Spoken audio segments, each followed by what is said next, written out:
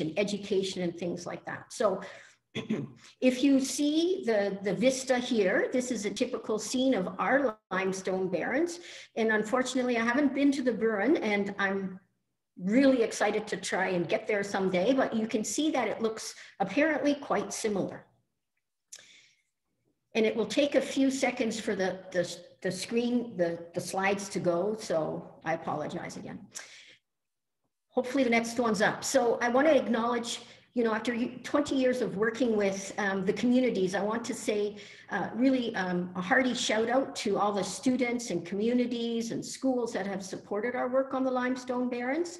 They've been awesome. And the other part of the equation is the recovery team. So we have this recovery team that I'll talk more about that has really supported our work.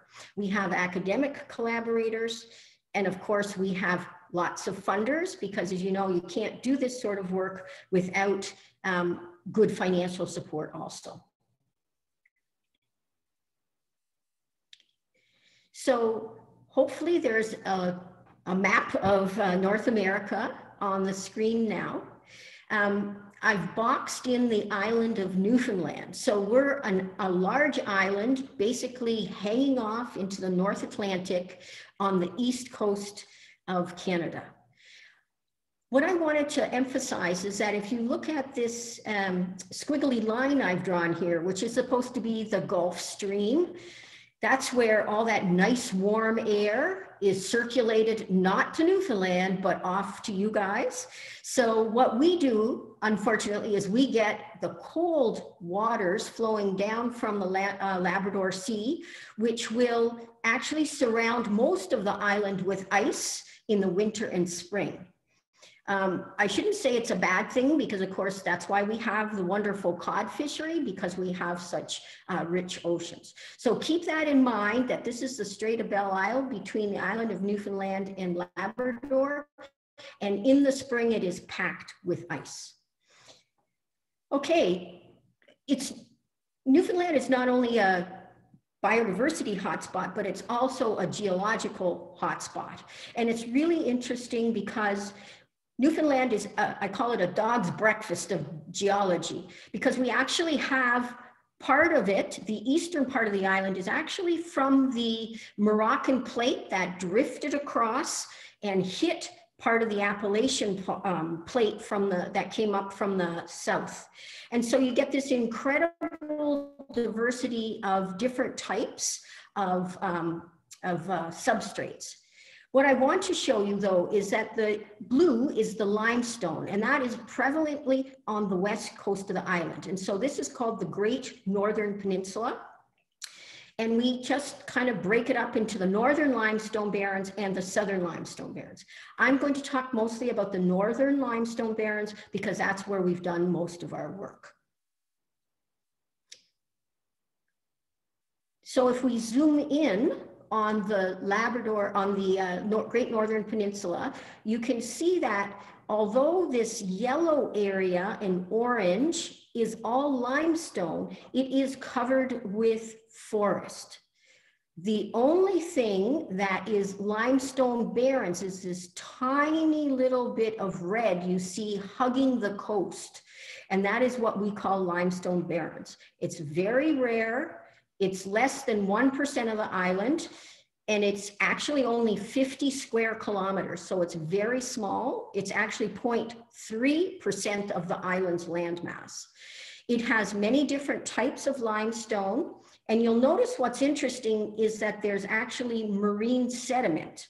So how did that happen? This is just a little clip from a very delightful book called The Geology of Newfoundland. And what this tells us is this red, which is the limestone, actually came through this very warm Iapetus Ocean. Warm, think of it, it was like Jamaica. And it therefore deposited these beautiful marine sediments. And that's why you can find all kinds of interesting fossils. So if we want to look more closely at some of the beautiful types of limestone that we see, you get all kinds of gravel limestones, you get these beautiful grikes, and you get these big blocks. It looks like someone was playing dice or something on the landscape. And I gather this is similar to what you see in the Burin. You also have these big boulders that are just strewn across the landscape. But I want to point out these two interesting ones where, and I'm not sure you would have this, because this is to do with the fact that we have such, in the Northern Peninsula, cold springs and winters. And what happens is you get something called freeze thaw, which I'll explain a little bit more in a minute. But it actually ends up, you have these really interesting stone stripes, they're called, because of the movement of the soil. And the other very interesting type of freeze thaw we get are these frost boils, and frost boils are usually found in the Arctic. Okay, so this again shows us that we're in quite a cold climate compared to what your limestone would be like. I'd also like to thank Michael Brzezinski for the use of his photos. You'll see him again in a minute. I want to give a shout out to Michael and his colleagues for this beautiful book that they produced several years ago called Exploring the Limestone Barrens. It is available online. It's really beautiful. It has all color photographs. It has 300 species of insects, birds, plants, talks about fossils, and it of course talks about rare species in conservation. So it's really an excellent reference. So I've kind of given you an idea that we have this cold climate, and indeed many of the plants that we see are actually Arctic alpine. Now we can't call them Arctic alpine because we're not in the Arctic, nor are we on the alpine, because we're actually at sea level. But you can see plants like moss campion, bluebells, some of the gentians, some of the saxifrages, and these are things that I see all the time up in the Arctic where I do the rest of my research. So it's really a great place to come and see interesting plants that you didn't usually see. So limestone plants are absolutely beautiful. They're quite diminutive in many cases. My favorite is the velvet bells. There's rhodiola, there's all kinds of different Caryophyllaceae. So we have many, many rare plants on the limestone barrens. Almost half of what we call rare plants on the island are found there. And that's why we call it a hotspot of biodiversity. It's also incredibly beautiful. I want to step back for a minute and just talk about some of the species that I'm going to elaborate on. So two of these are Braya species, Long's Braya and Fernald's Braya, named after their finders, and they're both endangered. And the Barrens willow, which is also endangered. And I just want to draw your attention to the fact these are endemic species, which is really interesting because that means they're found nowhere else on Earth. So these are very, very interesting plants that really can only be seen if you come to the Northern Peninsula. I just want to show this. This is Henry Mann, one of the recovery team's early members, and he's actually looking at a Braya to try and distinguish them because they are quite hard to distinguish in the field. And there are actually hybrids that we found, but I'm not going to talk about those today. But this is what you have to do when you want to study these plants. Okay, so we've already said that these plants are found nowhere else on Earth, but I want to show you one of the reasons of their endangerment is because of their very restricted distributions. So if you look right up at the top of the Northern Peninsula in this pink square, that is the sole. This longer oval here is Fernald's Braya. And there is actually a tiny little population here that someone found not many years ago. But I would draw your attention to the red oval, which is Long's Braya. And that is where it's found in the world. It's like 10 linear kilometers of where this is found only in the world. So it's pretty interesting. And we have lots of tourists from all over the world coming to see these, maybe not the showiest plants in the world, but quite important for biodiversity. So under our federal and provincial legislation, we have to develop a team is tasked with doing. We have to basically tell the minister, advise the minister, how do we actually manage these species? So I'm just going to talk briefly about the Limestone Barrens Recovery Plan. We are super happy about this. It just came out. As I said, it's mandated under the legislation. The recovery team has been working on this for 10 years. It's big, it's multi-species. I'm only going to talk about 2 or 3 species, but there are actually 10 species listed in the recovery plan. Most we don't know much about, and it's over 100 pages long. So you can imagine it was like tearing out your hair.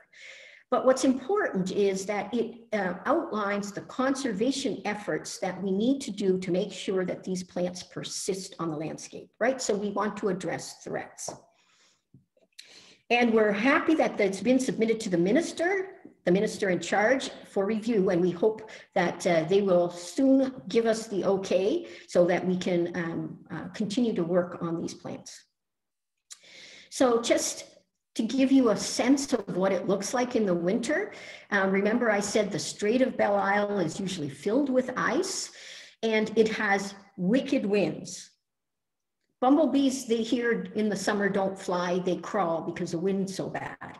But you can see one of the things that happens is the snow is actually blown off of the barrens, and that has some very important implications because it doesn't have the protection of the snow. The snow actually acts as a blanket. So what happens is you get this very interesting phenomenon called needle ice.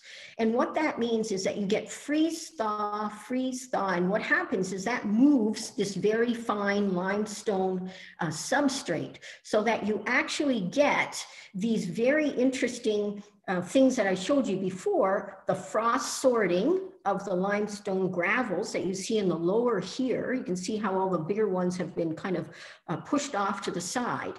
And then these really cool frost boils. Okay, and they're just like that. It's the frost, it's like a boil, and it's very fine in the middle. Now, this is very important because a lot of the plants will tend to find or be found around the outside of these frost boils because, of course, it's not moving as much. I'm going to show you just one graph, and it's very easy. Don't look at any detail. This is just January to December every month over 4 years. And what this is the number of freeze-thaw events per month, okay? So what we do is we have data loggers in the soil, and when the soil goes below 0, we know that it's having a freeze-thaw event, okay? And so this shows you that you get lots of freeze-thaw in the shoulder seasons of March, April, and May, and again in the fall. Now, this is before we started the experiment, so there's no data. And unfortunately, we were not able to get the data in 2020. So you can see that it has some very important implications about how the plants can persist. And what's important is without this freeze-thaw action, these rare, small, tiny little plants couldn't persist because the woody shrubs like mountain avens and some of the junipers would just grow over them, okay? So it's very important. This is what's called a natural disturbance regime, just on a tiny, tiny scale. So as we know, quarrying is an important economic engine in limestone barrens areas because it's very, very valuable. And so what's happened in the past, before we knew the plants were there, is that there's been a lot of habitat loss and degradation through this quarrying. So what we did is because Braya is so rare, we had to think about how we can have the best chances of it persisting into the future. So we started this restoration project, and the objective was to restore the natural biodiversity, remember all those rare species, plus the hydrology and the soil processes that had been stopped by the quarry, okay? And to our knowledge, it's not been done in these very rare gravel quarries. So what did we do? The first thing we did is we had to go in before the before the big equipment came in, because what happens is when they're about to quarry, they push off all of the vegetation that's there and they put it into these mounds called overburden, and they're very high in nutrients. It's like a giant compost pile. This is not what the limestone barrens plants like. They can't even grow on it. So what happened here, and there's Michael Brzezinski right there, they take out any of limestone plants that had colonized, the Braya had not, and they take them out so we can replant them. So that's the first thing. Then we had the big equipment came out, and it took a long time to remove this overburden, because basically it just attracts non-native plants that like that high nitrogen. Then what we did is they reconstructed these beach terraces. Remember, we said these from the old Iapetus Ocean, you had these beautiful limestone marine terraces. And so we tried to sculpt it back to what it looked like before based on aerial photographs. We then replanted a bunch of different limestone barren species. What you see us planting here is Braya. Braya has tiny seeds, and what happened is you can see just how small they are because that's a toothpick. And these are tiny, tiny Braya longii seeds. So the question is, how well are we doing? So as of 2020, thanks to Dulcie, who went out there and did all this, of the 880 seeds that we planted in this little replanting scheme, we still have 110. And that's awesome, because usually Braya 10% survival over a few years. So we're doing really well. And we have, as I showed you with that little freeze-thaw graph, we've started to reinstate the freeze-thaw cycle. So it's looking good so far, but it's only been 3.5 years, so we have to continue to monitor. All right, so that's the end of the habitat loss section. Oh, sorry, I forgot. So we do have, to show you again, this is June. That's how cold it is in June. And they're actually planting what we call vegetation islands. So this is where they had taken those original larger plants. And then what we do is we put them into these little islands, because these are called nucleation sites, because the other plant seeds will stop there and you'll start to grow a limestone barrens. Now, because some of these were quite large when we had to transplant them, they didn't all survive. So there's variable survival. Okay, so what's interesting is when you think about limestone, you think, yes, quarries and all that. You don't think about pests and pathogens, but we do have a big problem in terms of a threat for Braya longii and Braya fernaldii. We have a tiny diamondback moth larvae, which infests both Long's Braya and Fernald's Braya. And here you can see the adult, it's very tiny. If you try to grow cabbage or anything like that, you know these little guys, they're worldwide pests of crucifery plants. Here you can see one of the instars, the larval instars, eating the leaves, but they also will go and eat the inside of the flowers. Okay, so obviously there's not going to be any seeds there. The other thing that we have problems with are fungal pathogens, and there are many different types. Some of you may know some of these, and it infects both Long's and Fernald's Braya. And why this is so serious is because it causes seed loss and mortality. You can actually see a dead Braya longii plant right next to a Braya fernaldii. So what are we doing about this? It's not easy. There's no one solution like going back and doing restoration. Here you can see Dulcie and Jeff, our summer student, tracking infestations. And then you can see another student putting up these targeted pheromone traps that actually catch the males to try and stop them from reproducing, because they lay their eggs on the limestone barrens. So this is an ongoing task, and we don't have an easy answer for that. And the last thing I'm going to talk about is just the problem we have with some invasive weeds. You can see here when the heavy machinery, these are all non-native plants there. You can see they're very vigorous and green. When we took away most of the overburden, we found not only just the plant remains, but also a lot of dumping of old stuff. So it had to be taken off site. But you can see there's still some remnant plants there. And here on the lower left, you can see some of us actually trying to take out some of the dandelion, non-native dandelions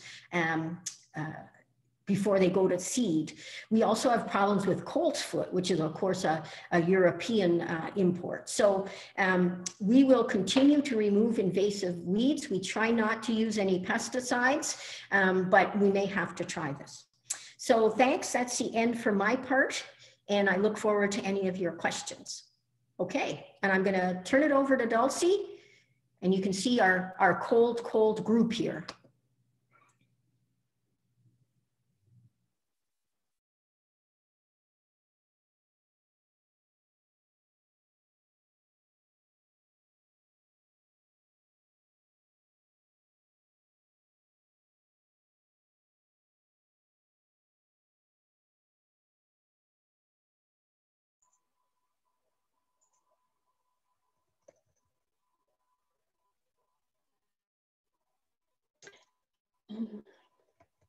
Hi, everyone. I'm not sure what's happening, but I'm trying to get back to the first slide.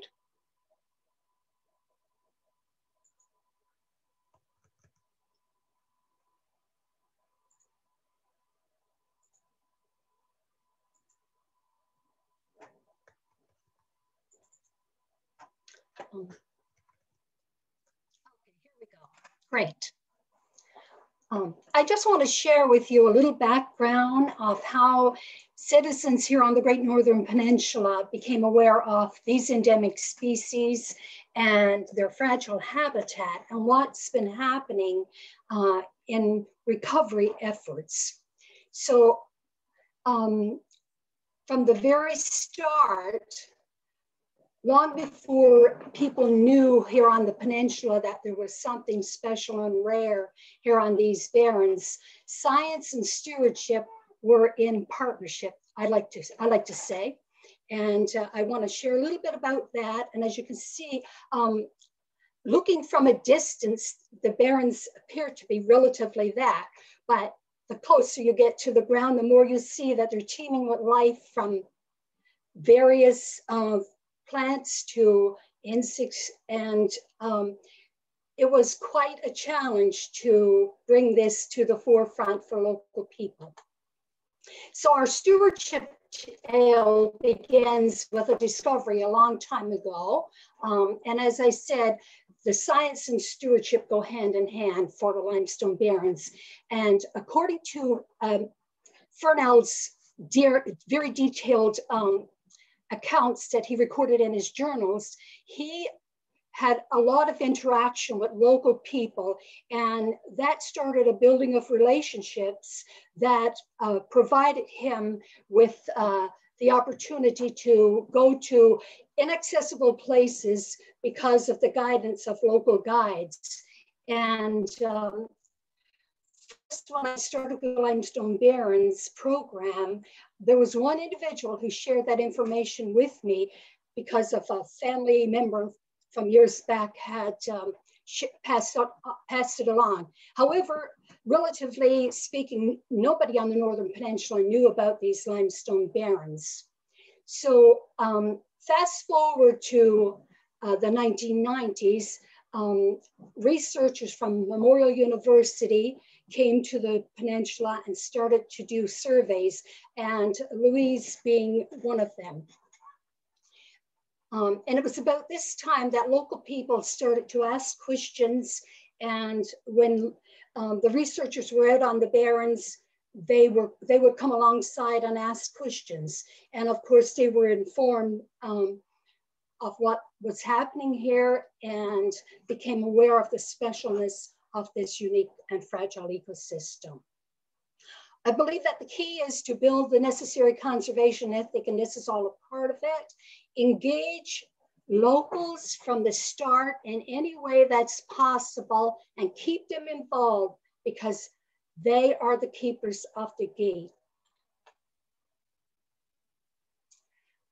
Here is one of the main reasons that recovery started for a recovery plan was drafted for the Limestone Barrens. There had been quite a decline in Braya populations, and as the fines were put forward to federal and provincial governments by local researchers, a team was struck, a recovery team, who put in action development of a recovery plan. And within that plan, stewardship was identified as one of the key strategies. So since that time, we have been addressing ATV issues, other off-road vehicle issues, and more recently, the ecotourism footprint. Although it is something that we have been dealing with all along, it seems to have an increase as we are in more of a global community. And currently we're working with ecotourism groups, local citizens, government agencies, and scientists. And mitigation, of course, will continue to include and engage local citizens and partners as outlined within our recovery plans and priorities given to these actions. And ongoing educational activities in local communities and schools are vital to on-the-ground recovery actions.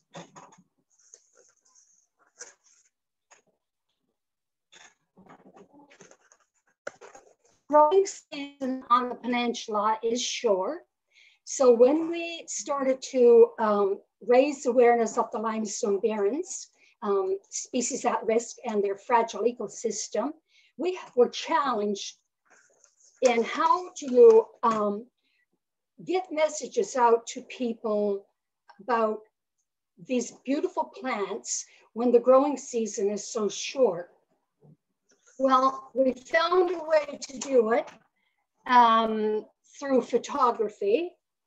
And because we had a good relationship with the local media already, I had actually been working as a local photographer and reporter prior to starting this program. So we were quick to see how we had to be creative and how we would get our messages out. As I noted, it's very challenging to try and win support when you can't show something to people that you're talking about. So hence we went out and we got as many photos as we could, and this is how we started to get the awareness out, going into schools, engaging local students and staff at the schools. And the question always came up, well, why are we just hearing about this? And of course, somewhere in the channels of time from Fernell to the late 90s, this important ecosystem had kind of gotten shelved. These plants weren't brought onto the forefront until this recovery team was struck in the late 90s. Thankfully, we did have bridges built, and because of my work with the newspaper, I had already relations built with the schools, so it was easy to get in and to get some presentations done. We actually were able to bring in the science, and you can see here some of the researchers from MON. So people were so happy and excited, and I say people, but I mean the local school staff, because they were now able to take their students out to the backyard, because some of these sites are literally in the backyard of our local people, local citizens. So they were able to take them out and do field trips without having to travel 3 to 4 hours to get to a site. Some of the ways other ways that we've been able to get our messages out, we actually started a Limestone Barrens Youth Ambassador Program, considering that these students, many of them are high-end users of the Barrens. ranging in the early teens. So they became advocates for the cause, and at public meetings, whatever was happening within the communities, they would go set up displays and distribute information about the limestone barrens. Newfoundland and Labrador Hydro, a corporate sponsor for more than 10 years, also provided a great venue for us to get out and to share the messages. And here we have, it was unbelievable the way that we were able to get creative and bring out some messages of limestone barrens. Here we had the students came up, or the green team, the team members of 4, came up with an idea to host a limestone barrens pageant. Well, at first it just seemed like one of those ridiculous ideas. However, I went along with it, and it turned out to be a great venue. We actually had fishermen and other users of the barrens come out and take part in this pageant, their families. What we have here is a lady from the Canadian Food Inspection Agency, health nurse from the local community hospital, and a Parks Canada person. So they sat as a panel and asked questions which the participants in the pageant had to answer relating to the limestone barrens. So we actually got people out that we would have never got out in any other way, shape, or form, and that was fantastic. So many times that we've had opportunities to use our youth to draw out our primary users. So I would encourage anybody who's doing recovery and reaching out to towns and communities not to forget the secondary users, because they are the ones who can actually influence the primary users often. As a result of her involvement with the Limestone Barrens Green Teams, this young girl here actually won a scholarship because of her involvement. We've been working with all levels of society. Here we have a ladies group who actually took the flora and put on quilt blocks and made quilts out of it. Again, it was another way that we were able to share our messages. Following awareness within the community, we have here a lady who was actually sharing at a Come Home Year celebration, her experience about the limestone barrens. And young and old, we've involved everyone that we possibly could. So here we have a lady who's in her 90s, who's actually doing embroidery of limestone barrens flora. Early on in implementation of the program, a Limestone Barrens Community Working Group was struck, and with the purpose to assist the Limestone Barrens program with protection of limestone, of its species at risk and its habitat, and to advance economic benefits for their community in a manner that would be sustainable. We produced with the images that we had and the support team that we have, which is a great one, we were actually able to produce several resource materials, from brochures to posters, Limestone Barrens activity book, which actually outlined our story from Fernell to current status, including stewardship signings. We developed posters, banners with limestone barrens flora, and habitat images as well.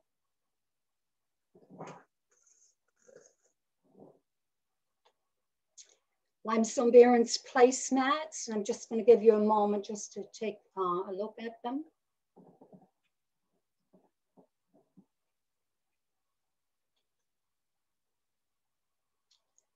the community working group that was struck actually provided assistance in a lot of ways when we were a lot of different activities out in the community. So including dissemination of critical habitat maps. And we also work with other partners who provided assistance as well.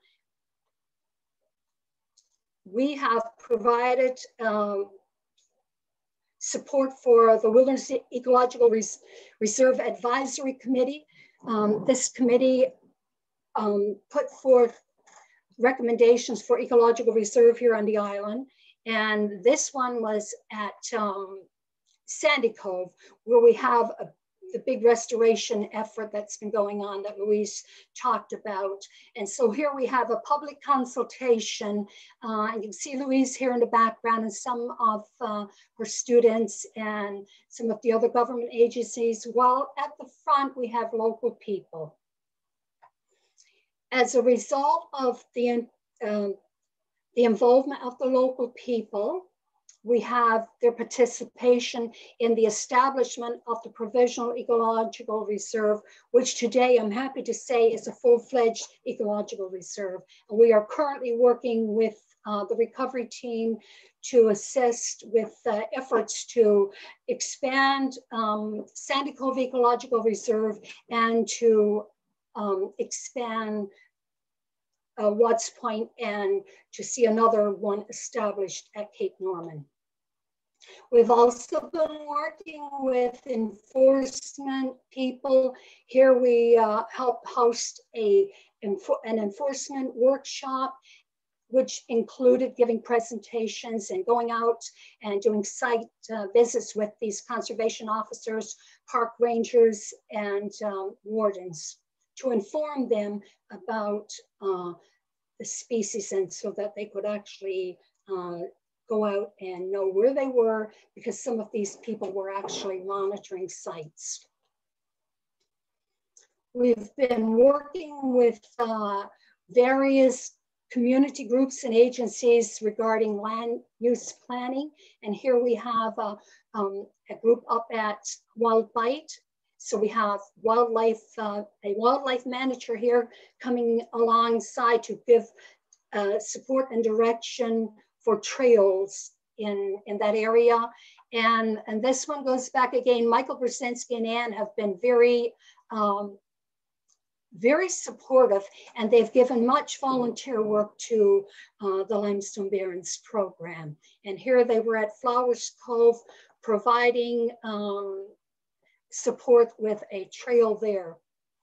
This photo here depicts a management plan, a management group which was developing a 5-year plan for Port au Choix National Historic Site, of which we also were a part of, providing a direction as it related to the Limestone Barrens.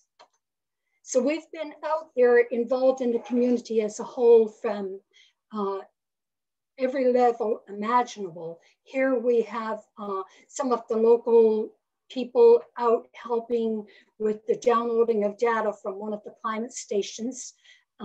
Here I'm meeting with a local businessman and a helicopter pilot who's bringing supplies from the Labrador coast to the island of Newfoundland. But this runway is near a population of Braya. So we are consulting with him about that. We're marking out where signage should be placed. And here are some of the signage. This is one of the signs that we've worked with wildlife on.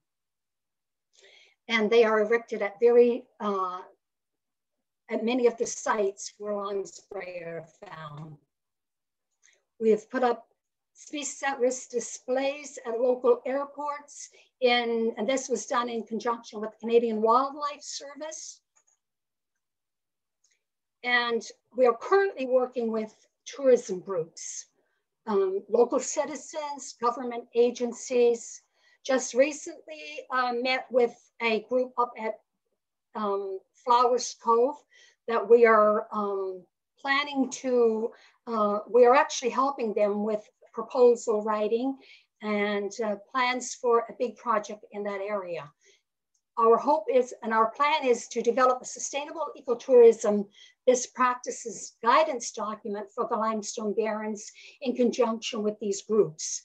And development of specific site storyboards. We're right at this time working with a group town to develop a storyboard.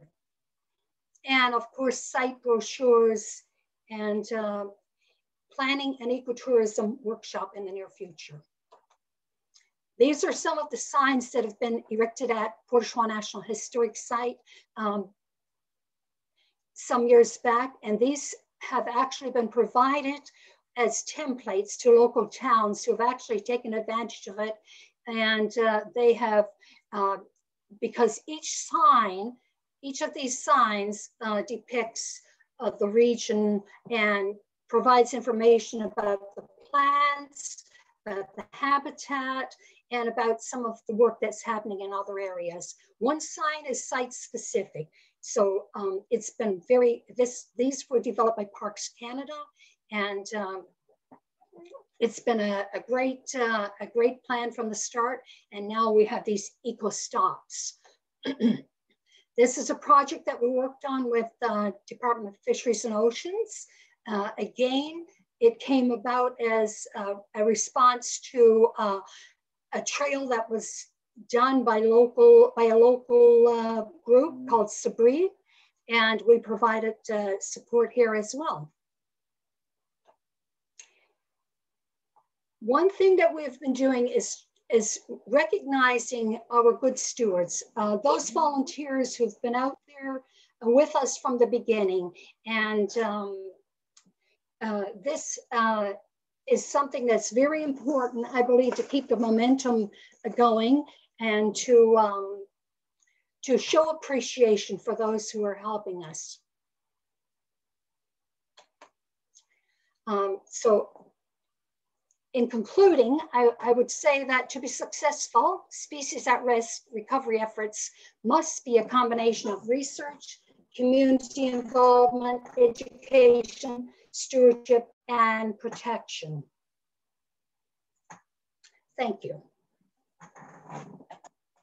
Thank you very much, Dulcie, and also thank you to Luise as well. You might stop sharing your screen there, Dulcie, and we'll have a few questions. So that was great. I mean, it's lovely to hear from you both, and clearly you're very passionate about your area and about its conservation, and I know you've both been working hard for many, many years to conserve the wonderful, I guess, biodiversity and heritage of limestone barrens. A few quick questions, just on land ownership and land use.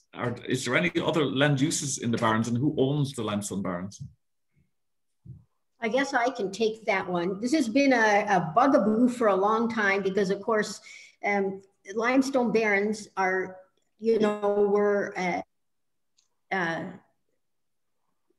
were basically fishing villages until they were connected by the highway.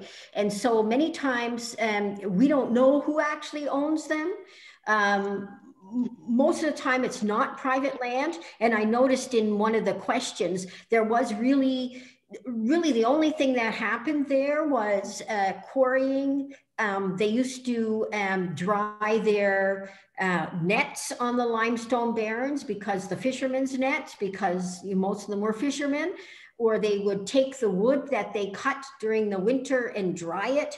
So really there was no agriculture as such there. So in terms of land use, it's really not, it's more resource use rather than having anything we've disrupted. And of course, there's a lot of people had their houses, like Dulcie said, it's in their backyard. The houses are literally on the limestone barrens. Okay.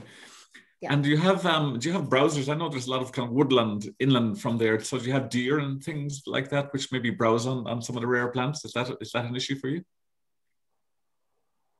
Interesting. Somebody did say about what mammals would we see there. Yes. So we don't have deer on the island of Newfoundland. We have caribou, which use limestone barrens, especially in the north of the Northern Peninsula. A lot of caribou.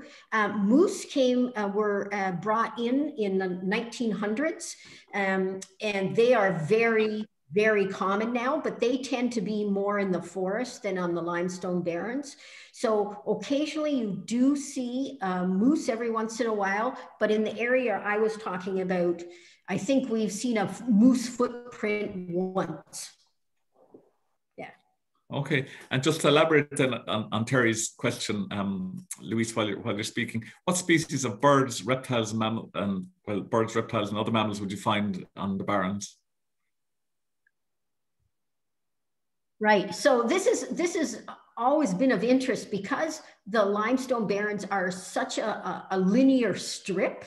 There's really not a lot of, birds and larger mammals that are found there. They may wander in, but so for example, we have short-eared owls that nest on one of the small forest patches, but there's nothing really obvious so they would come and use them, especially in the flyway. So one of our partners for one of our other big project works on a lot of shorebirds. Because we're right next to the shore, we actually do have a number, and it's a part of a flyway that goes north. We actually do have in the spring a lot of shorebirds, like the red knot and all kinds of interesting things that we have people coming to look at. So it's more shorebirds rather than any kind of forest birds or anything like that.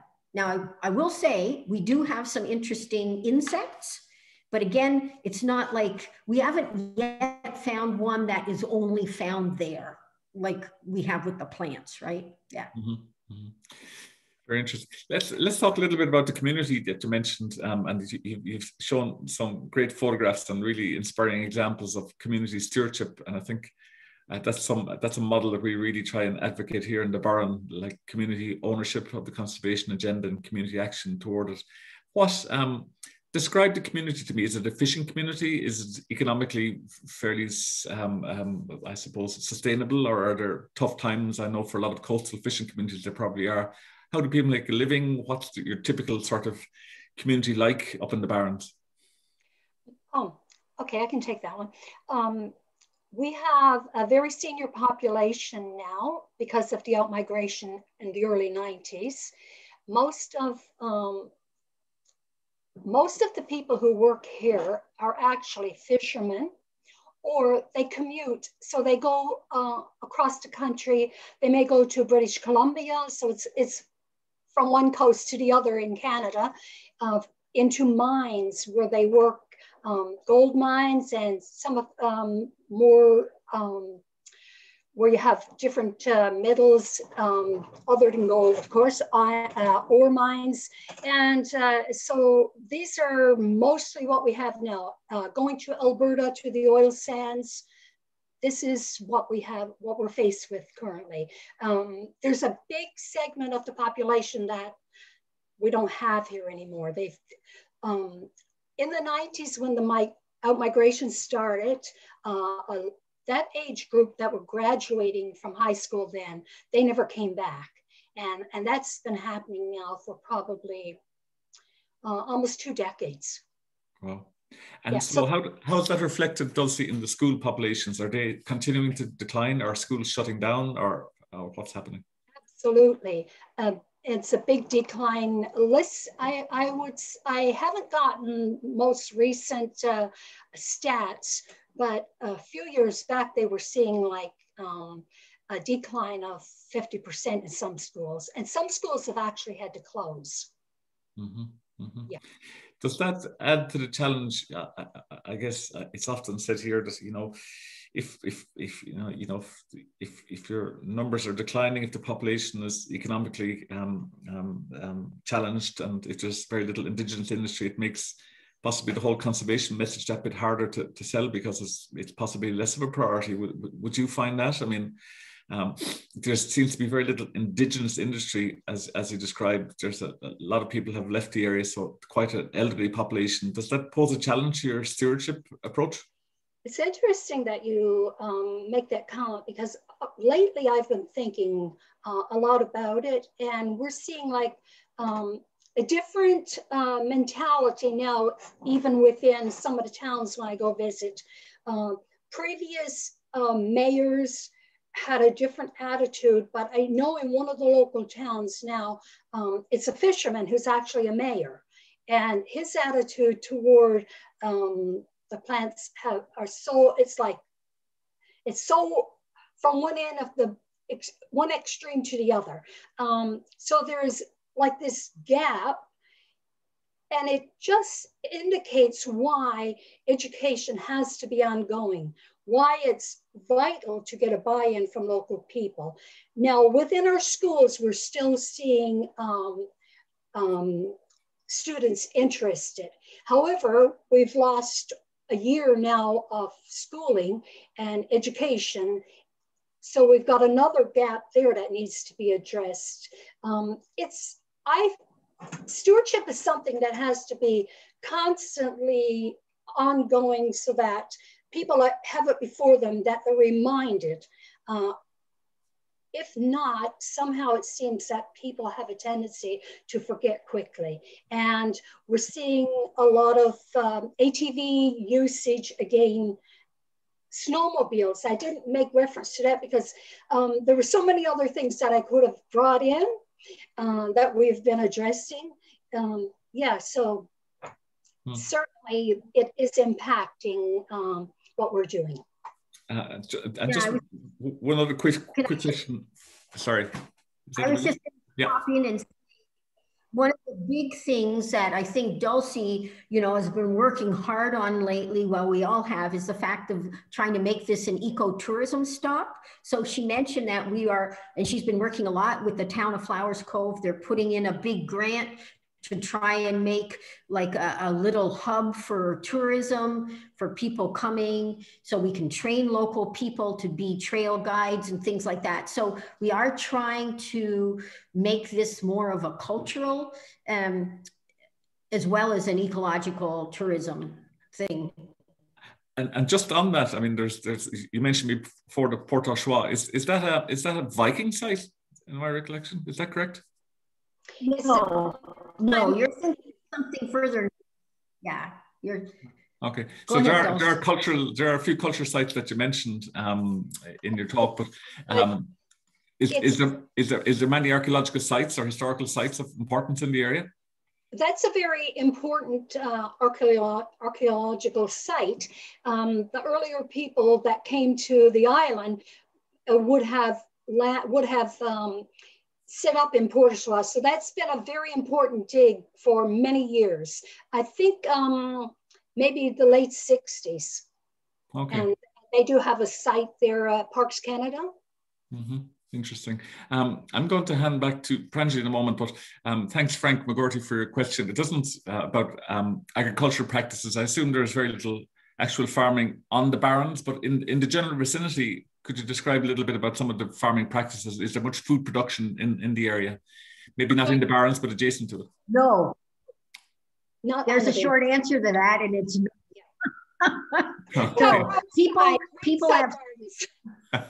and those that wonder about how you make a living farming in the Barren, I think if they went to the Limestone Barrens, it'd be much harder, judging by the images.